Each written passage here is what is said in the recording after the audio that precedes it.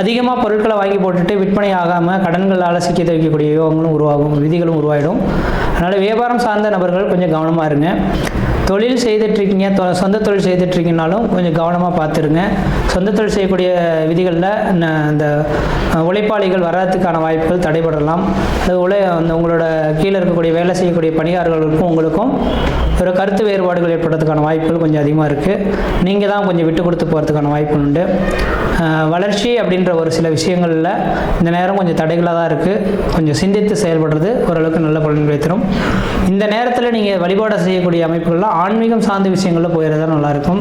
12ஆம் இடத்துல குரு இருக்கனால திருச்செந்தூர் முருகப்பெருமான் தான் சரியான பரிகாரமாக இருக்கும். திருச்செந்தூர் முருகப்பெருமான் கோயிலுக்கு பௌர்ணமி என்று வழிபாடு செய்கிறது மிகப்பெரிய ஒரு விசேஷத்தை கொடுக்கும். தெய்வத்தை நம்பினால் கைவிடப்பட மாட்டார் அப்படின்ற மாதிரி தெய்வ வழிபாடுகள் மிகப்பெரிய விசேஷத்தை கொடுக்கும். படிக்கக்கூடிய மாணவ செல்வங்கள் படிப்பில் கொஞ்சம் மந்த சூழல்கள் இருக்கலாம். அப்போ நீங்கள் ஒரு முறைக்கு 2 தடவை சொன்ன விஷயங்களே திரும்ப சொல்லி படித்தீங்கன்னா அந்த படிப்பு மறக்காமல் இருக்கிறதுக்கான வாய்ப்பு உண்டு. கடன் சார்ந்த விஷயங்கள் கொஞ்சம் அதிகரிக்கும். கடனை அளவுக்கு தகுந்து வாங்கிக்கிங்க, அளவுக்கு மீறி கடன்கள் வாங்காதீங்க. யாருக்கிட்டையும் ஜாமீன் கையெழுத்துக்கள் தயவுசெய்து போட்டுறாதீங்க. போட்டிங்கன்னா நீங்கள் மாட்டிக்கிறதுக்கான வாய்ப்பு உண்டு.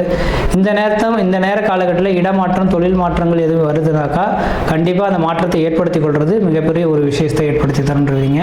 அதனால் இந்த காலகட்டத்தில் இந்த சிம்மராசி என்பவர்களுக்கு ஓரளவுக்கு ஒரு வளர்ச்சியும் தளர்ச்சியும் நிறைந்த ஒரு காலகட்டங்களாக இருக்குது. முயற்சி எடுத்து பாருங்கள், கண்டிப்பாக வெற்றி பெறுவீங்கள். இந்த காலகட்டத்தில் சிந்தித்து செயல்படுங்க, கண்டிப்பாக வெற்றி பெறுவீங்கள். நன்றி, வணக்கம்.